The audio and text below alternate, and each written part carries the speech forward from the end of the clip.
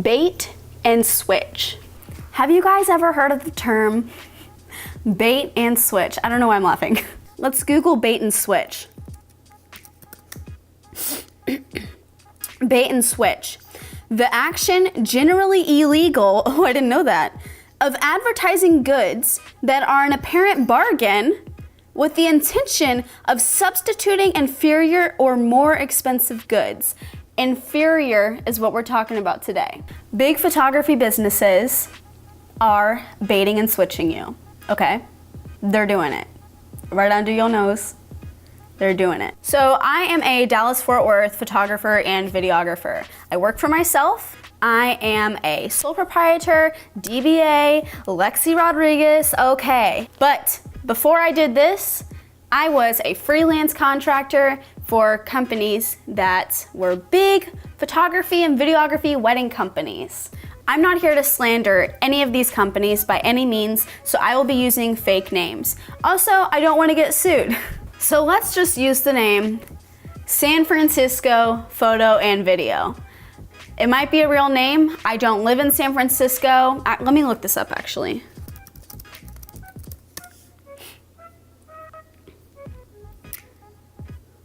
All right.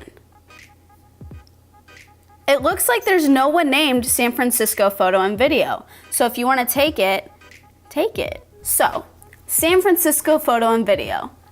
Big company, beautiful website, professional photos out the wazoo. They're the real deal. So you hire them. What could go wrong? See, what you don't know is that, Fiona, what are you doing? But what you don't know is that San Francisco Photo and Video hires inexperienced photographers and videographers to shoot your wedding.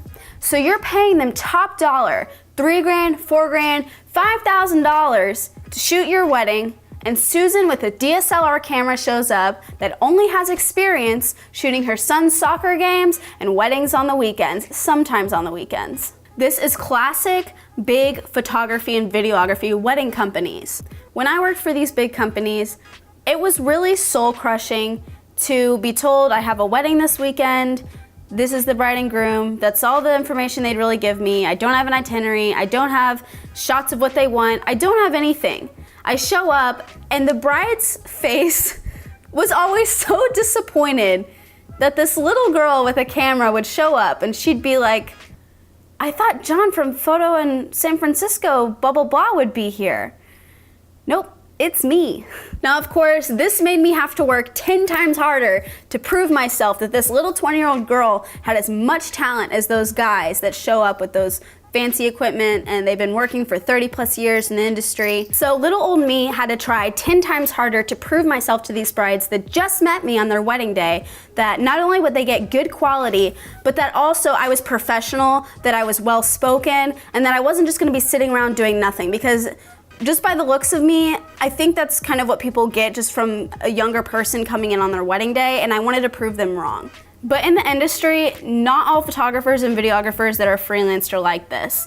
Most of the time, they're people that photography is a hobby for them. They're just there because it's their job. This company is paying them really nickels and dimes to shoot your wedding, and they're there just to get the shots. They're not looking for those artistic and beautiful things. They don't have a lot of those moments in mind. They're there because they have a checklist. Oh, I have to get her the kiss, I have to get walking down the aisle, the cake cutting, the garter toss, okay, I can go home. So you're paying these big companies top dollar who are paying these freelancers hardly anything to shoot your wedding.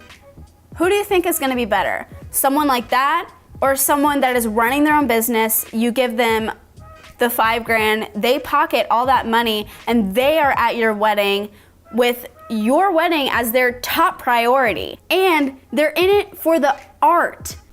That's what business owners are about. They're in it for the art. They love the art of photography. Turnaround time. Big difference with these big companies and these small business owners is your turnaround time is gonna be a lot different. A big company, it's quantity over quality, plain and simple. All they want is lots of weddings. They want 70, 80, 90 weddings a year. and they don't really care about you as a person. They might lose your video. I've seen it happen. It might take them 6 months to give you your wedding photos. Sometimes if you email them, they won't even know who you are because their photographer was in contact with you that day, and once your wedding's over, they have your money, who cares? They don't care about you. But with smaller businesses, they know your name by your date. They think of October 6th, they think of Amanda and Brad. At least that's what I do when I think of dates. So your turnaround time is gonna be significantly faster with a local business. Let's talk about ratings and reviews.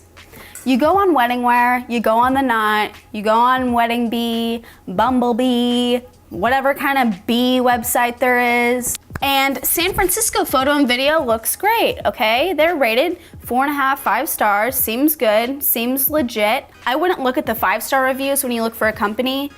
Read from lowest to highest. Read those 1-star reviews. Sometimes those 1-star reviews can be from bad apples, people that were bad clients and they didn't get what they want or they didn't follow through with their contract, they write a 1-star review. If you notice a correlation between those 1-star reviews, that's a red flag. If they're constantly saying, I haven't had my video and it's been over a year, next person, where's my video? Next person, Bill the shooter was so unprofessional. Next one, Bill. Everyone's talking about, this certain person being rude.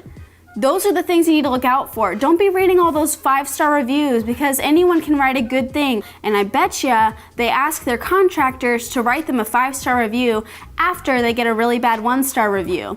Just saying. Overall, you get what you pay for. If a big company is having a huge discount or a big deal or summer savings and it's too good to be true, it's too good to be true. If a company has affordable in their name, if they're affordable wedding photography and videography, you might want to look out for that. Because in the end, if you're paying hardly anything for your photos and videos, the quality shows. If you're going to sacrifice something such as the money, you're sacrificing the quality. It's as simple as that. So, my advice, hire a local photographer. Yeah, their prices might be expensive, but when is that a bad thing? When is it bad to pay thousands of dollars if you know you're gonna get really good quality from this one person? I can't imagine paying $5,000, $4,000 for a wedding videographer from a big company, and this guy shows up and it seems like he doesn't know what he's doing, and you get your wedding video in 7 months and it's 3 minutes long and it's just not good. So now I'm gonna do the fun part. I have some real reviews that I found from real companies in the DFW area that are known for being professional, high quality, really good companies. These are real reviews by real people to these companies that seem very professional. Everything post-wedding has been a disaster. When we got our digitals back, we noticed an omission. There were no formal pictures of the bride, me, and the groom at the altar after the ceremony. There were countless formal photos of the family, friends, and bridal party, but just one picture of us. To me, that's the most single important photograph of the entire wedding. It is. Here's one where communication is important between your photographer, videographer, and the couple. We had a very funny incident of a bridesmaid fall. She's fine. If she wasn't, it wouldn't be funny. And as I was excited to see it in our video, my excitement quickly diminished because they edited the entire fall out. I would have edited that fall out. I think if there's a mishap like that, if someone falls, if someone says something embarrassing in the toast, things like that, I will edit it out, but I also think it has to do with the bride and groom. So in my consultation, I'll ask them, if there's a mishap, if someone says something embarrassing, if someone falls, if someone does a weird dance, do you want that in your video? Because some people, if they saw that fall in their video, they'd be like, why didn't she edit that out? And then some people would be like, oh my God, I want that funny moment in my video. So that's why it's important to have that consultation with your videographer and figure out if you want stuff like that in there. But of course, with these big companies, you don't meet with your photographer or videographer. They hire Susan with a camera. When you try to cancel, they'll keep your full deposit and tell you that you had a chance to review their website already. Yes, the website looks great, but the photographer we got is complete. True, that's what I've been talking about. You look at their website, everything's great, and then you get your wedding photos and they're not the same as the website. This happens time and time and time and time again. I would not recommend company to anyone. They have the worst customer service. Every time I Stop testing me! They do very minimal edits to your photos, if any. And when I confronted them about this, they told me that I would have to tell them exactly how I wanted certain photos to be edited, and then they would get back to me with them. I still do not have my album, and we are fast approaching 1 year later. Oh, and this is the response. Hi, thanks for reaching out. We want to address your concerns, but we are unable to find your wedding with us. Unable to find your wedding. And we don't have a direct way to contact you on this platform. That is not something that I want my company that I hired over a year ago to tell me. That we lost your wedding, sorry. So, in conclusion, big businesses, quantity over quality. They don't really care about ya. I have some photos now that I'm gonna show you guys. Real photos that are on some of these businesses' websites that will amaze you. This is kind of like a photo critique. So here's the first one. This photo is, it could be better, but it's not terrible. I get what they were trying to do. And I'm looking at it down here, so. They were trying to do like some sort of like a silhouette, but it's just really grainy. The colors are off, and it's not a full-on silhouette. I think in order to have made this better, if they put them backlit, it would have looked really nice. Overall, it's not a terrible photo, but it's definitely not something that I would give to a client, let alone put on my website. This one is interesting to me for a lot of reasons.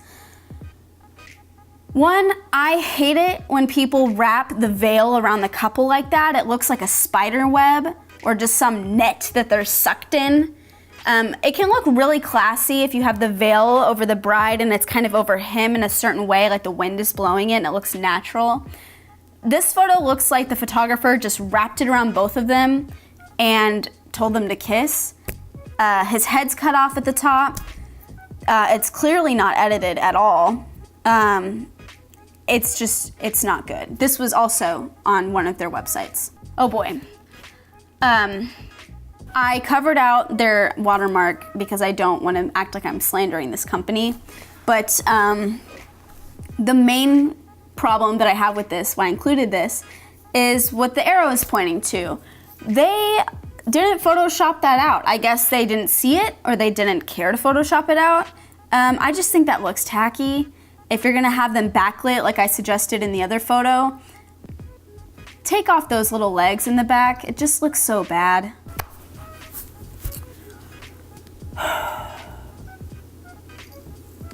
Here's some advice to new photographers and wedding photographers. Just because you have the editing skill to do something does not mean you should do it. This photo is a hot mess. First of all, he's in her dress, okay? He's in her dress. I get what they were trying to do here, but it really falls flat just because the foreground is out of focus and the background is in focus, but you can see more of the foreground. So why would that one be out of focus? And not only that, but it's not edited. And the subject's really not interesting either. The part that's in focus is just like people setting up chairs. This one I think could have been a really good photo. I know the photographer had this vision in mind of these guys walking, all holding their matching cups. Groomsmen, you know, it's really a power stance of all of them walking towards the camera like superheroes. The problem that I have with it is that you can see the cars in the background. You can see that big pole right there on to the right, and his feet are cut off. So there's just like these little things like that that photographers don't pay attention to sometimes that can just really ruin a photo. This one is just bad. It's just bad. I thought we stopped making a picture black and white and then putting one thing in color, like 10 years ago, MySpace days. But this photographer I've noticed on their website does this a lot with a lot of photos. A lot of them are black and white and they have one thing in color. And not only that, but the grandma's in the background. The grandma is right below her, right under her. So they couldn't have photoshopped her out. And by the way, this photo is on their main page.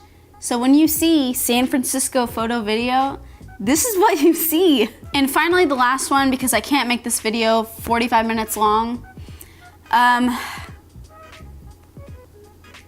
There it is. They are eating each other. Actually eating each other. Her lips are like,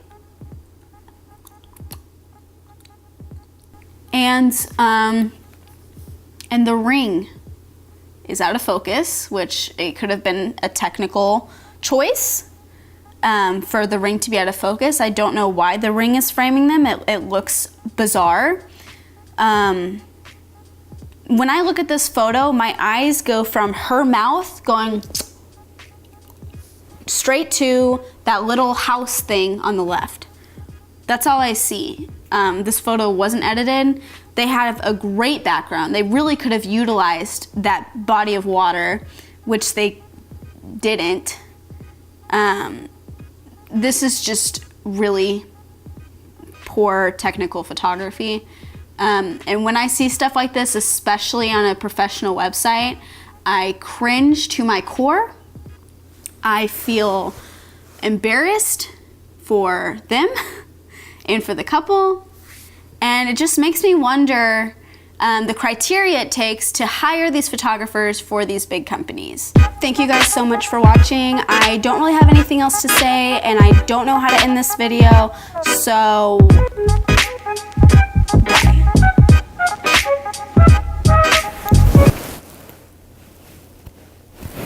Wait, you can still see me, can't you?